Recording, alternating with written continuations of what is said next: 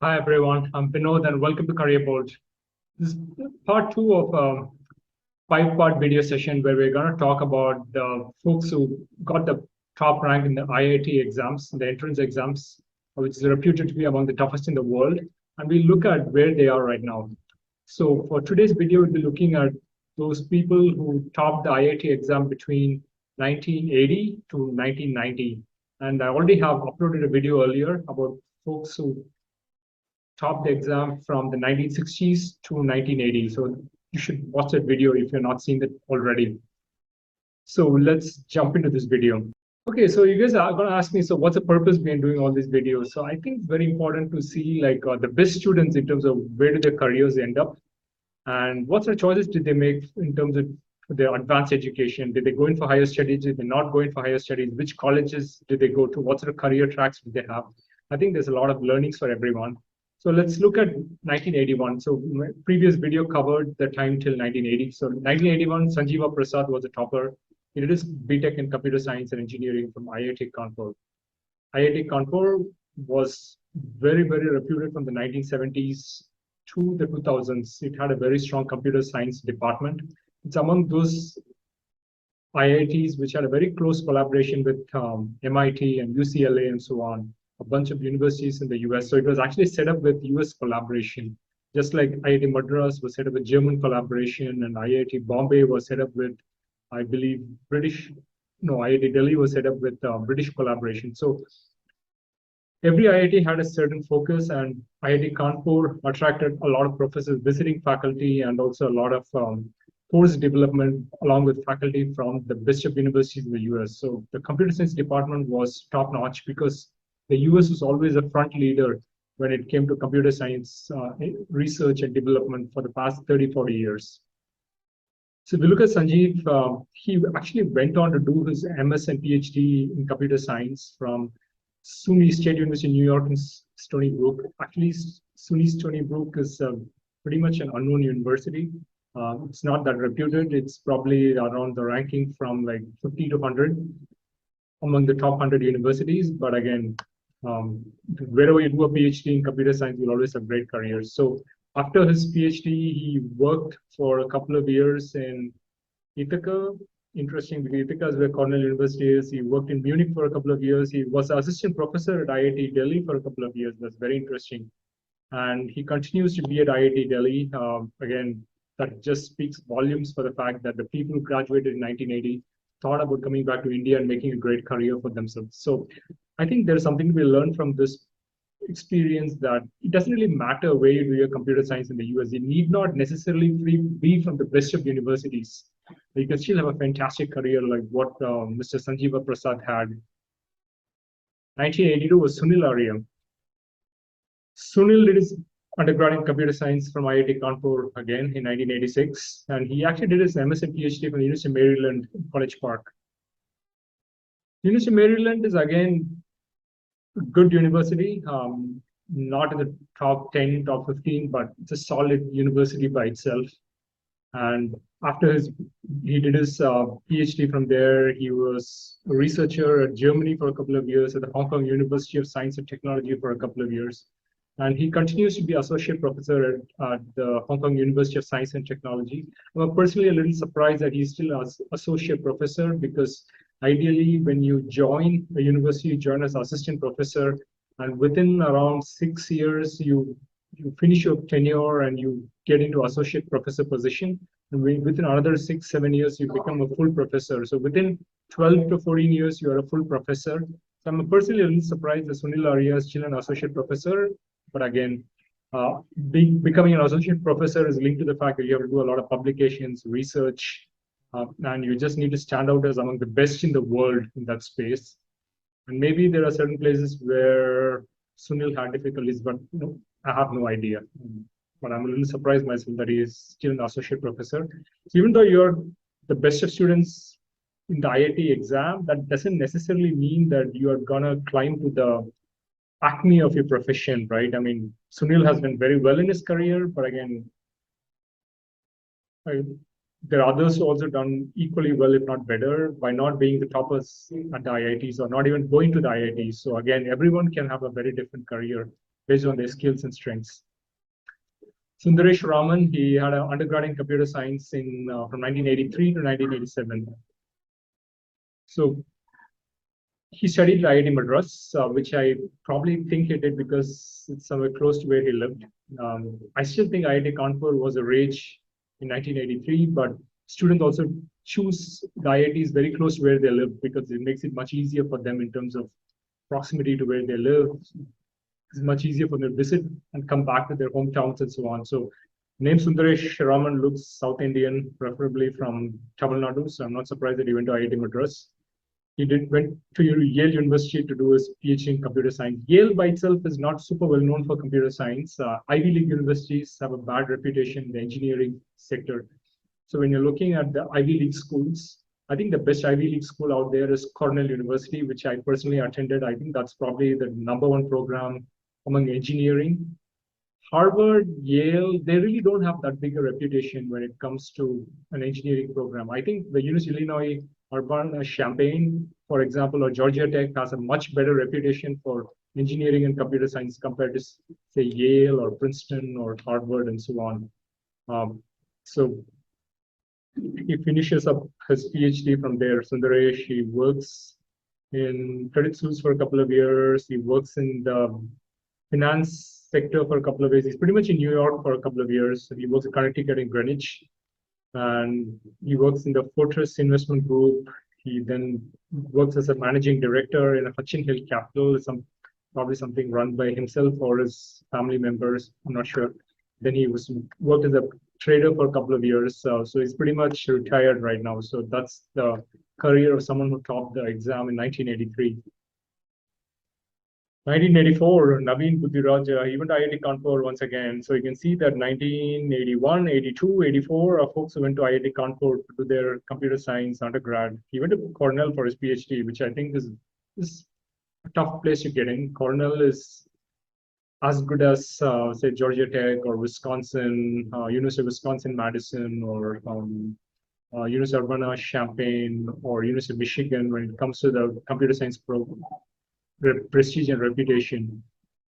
So he has an interesting career. As he finishes his computer science degree, he works in IBM Research Center for a couple of years. He works as chief architect for a couple of years. He works as a vice president engineering for a couple of years. He works as a director in Amazon as recently as 2007. And since then, he has worked as a chief architect at SAP SuccessFactors. He's worked as a senior VP at Infosys. I thought it's super interesting that he decided to come back to India, work for Infosys. Then he's worked as a VP for ANSYS. So that's another interesting facet, that a title like a senior VP in an Indian company is probably equivalent to maybe a VP position in a company abroad. So a company like ANSYS based out of the US, a VP position there is probably equivalent to a senior VP or executive VP position in India. And then he right now works as a chief technology officer in Vineet Systems. So that's his profile. So interesting profile. He spent a lot of time in both the US and India. Vineet Gupta was a topper in 1985. He's undergrad. He studied in DAV in Chandigarh. Went to IIT Kanpur again. Again, IIT Kanpur used to attract a bunch of the top rankers in 1980s. That kind of compares with IIT Bombay, which attracts a bunch of top rankers currently. Everybody in the top 100 wants to join IIT Bombay right now, but just as recently as 20, 30 years back, people used to join IIT Kanpur, and that was way more serious. Currently, if you're looking at the number of people who join IIT Kanpur in the top 100 ranks, it's probably most students joining IIT Bombay and IIT Delhi. And there's probably 1 or 2 students who join IIT Madras or IIT Kanpur, maybe 1 student in IIT Kanpur and IIT Madras every year, depending on some of the press reports I've read so far. So Vineet is interesting. He went to Stanford, which is probably #1 or #2 in computer science in the entire world. MIT, Stanford, Berkeley, top notch for engineering, especially in computer science. He works for a couple of years in Xerox research, works in NASA for a couple of years. He works at Stratify for a couple of years. Stratify is where Joy Thomas also worked. If you look at the earlier video, in 1980, topper was Joy Thomas, and he was one of the CTOs of Stratify, and he recruited a lot of people. So Again, looks like Vineet worked for a couple of years in Stratify, and since 2003, he has been working in Google. He's still a software engineer. So big takeaway from this is that the software engineering cadre in Google, a lot of people in that level. There are different levels within that software engineer group, but to the outside world, it's all called software engineer. So it's not necessary that Vineet is doing the same work as maybe a fresh person entering Google as of now as a software engineer. He's probably well ahead in his career. But Google, for some reason, has decided to call everyone a software engineer, irrespective of which level you are in. And you get very interesting work depending on how much time you spend within the company. But even extremely senior people are also called software engineers, which kind of makes life look a little bit more egalitarian and equal when you join a company like Google. But everyone, many people in engineering are just called software engineers. You can see a write-up from Vineet in his website that he wanted to do a PhD in mathematics, but he went to computer science. He started graduate school in computer science at Stanford University, and then he worked in Xerox for a couple of years. He worked in Stratify, Google, and so on.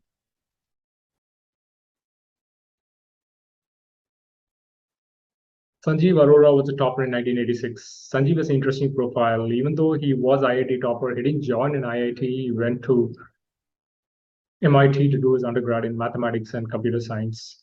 So this is around the time when the kind of profile of people who used to enter the IITs, especially the toppers, I think they were very well off. They were in a position to afford to come to the US. In the 1980s, coming to the US for undergrad was a really big deal. Not many people knew how to come to the US.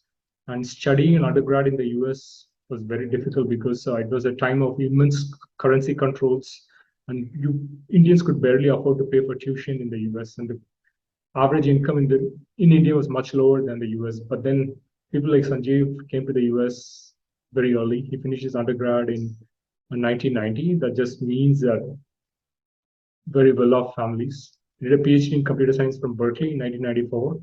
And it says that he's topped the IIT, but transferred to MIT after 2 years at IIT Kanpur. Again, IIT Kanpur, one more person who went to IIT Kanpur in the 1980s. He went to the Institute of Advanced Study in Princeton for maybe a year. That's where Einstein worked for many years. So again, that's the home of Albert Einstein. He's one of the top researchers in this space. He's a professor at Princeton University, and he was awarded the Gödel Prize for mathematics. And then he's gotten the Infosys Foundation Awards for mid-career researchers in computer science. Again, very well-known, very well-renowned, and one of the top minds to graduate from IITs. 1987 was Rajesh Gopakumar. So Rajesh has a very interesting profile. He actually chose physics at IIT Kanpur and did not do computer science. Now, this is among the very, very few people who genuinely follow their passions and not just pursue something for the sake of doing it. So Rajesh does his undergrad in physics, goes on to do his PhD at Princeton University, probably also in physics. Then he was a research associate and a postdoc at Harvard University. Then he actually comes back to the Harishchandra Research Institute in 2001. It's a very famous institute for astrophysics and astronomy in India. And he comes there, works as an associate professor, and still a professor there. So he also works at the Tata Institute of Fundamental Research, TAFR. So he's very well renowned, gotten a lot of scholarships. He's a fellow of the Indian Academy of Sciences. So again, an example of a person who studied abroad but decided to come back to India and create a career within India. So really appreciate those folks who decided to invest in the future of Indians and teach next generation of students within India. 1988 was Raghav Chari. So Raghav Chari was also like Sanjeev Arora, which I talked about earlier. And he finishes the undergrad in 1992, but he actually goes to Caltech to finish his mathematics. So I believe studies in one of the IITs for a year, and then he goes to Caltech to do an undergrad in mathematics. Then goes on to Princeton University, does a PhD in physics. So after doing a PhD, he doesn't really have an academic profile. He switches to industry. So this is, again, you are seeing a trend out here. A lot of people go on to do their PhD in the US and tend to choose academic careers. But beginning 1988, you can see a trend where the folks who go there, firstly, Raghav Chari is well off, that he's able to afford to go to Caltech and pay full tuition out there. I'm sure his family is really well off. But then after he graduates, he then begins to work in McKinsey for a couple of years, 4 years. Then he works in the pharmaceutical industry for a couple of years. He works in Dr. Reddy's laboratories, and he works. Looks like he works. He worked for a couple of years in India and in New Jersey. So he's kind of spent time in both India and New Jersey near New York. And then since then, he was the president of one of their executive vice president of one of the divisions at Dr. Reddy Laboratories. And right now, he is the president and CEO of Manzara Therapeutics. So again, it's a medical company out there in New York. So again, Raghav doesn't choose academic career, but he kind of chooses more to be in the industry side and create a career out there.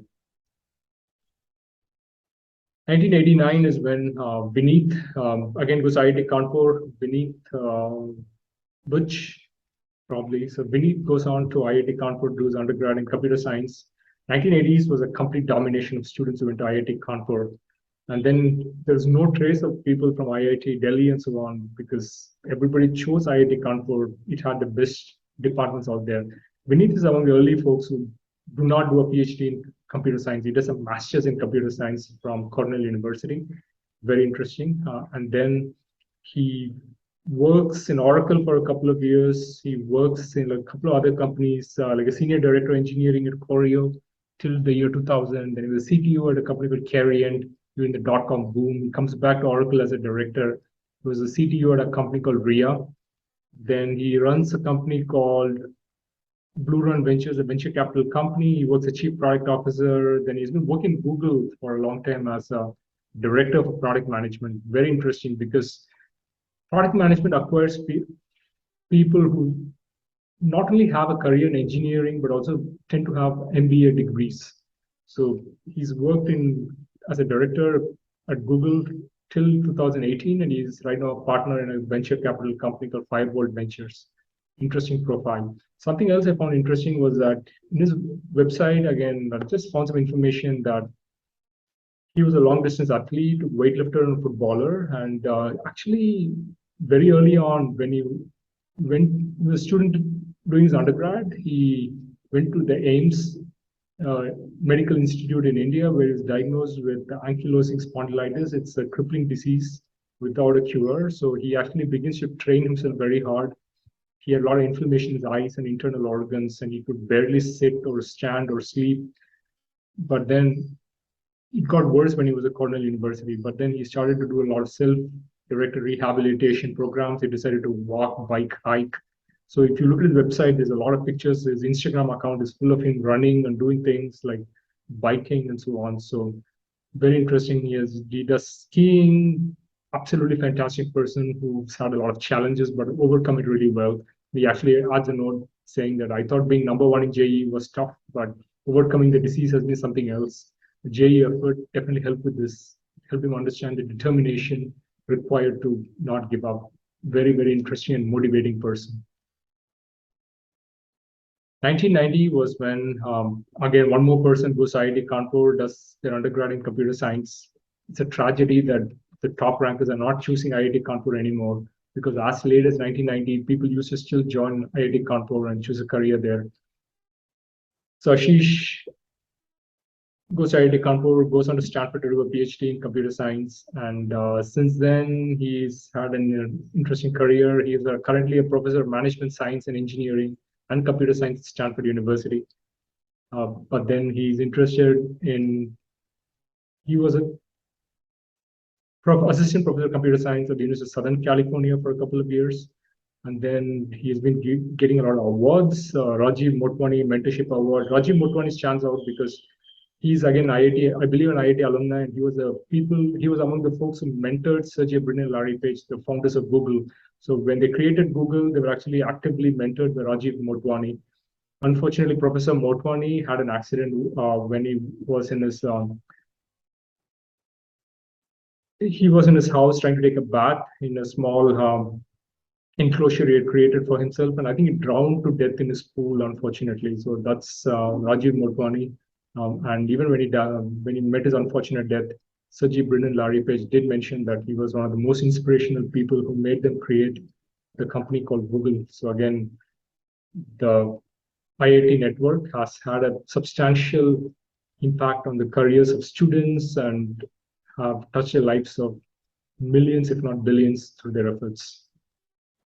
So Professor Goel has worked as a technical advisor to Twitter, and he's also currently a technical advisor to Coinbase, is a crypto exchange.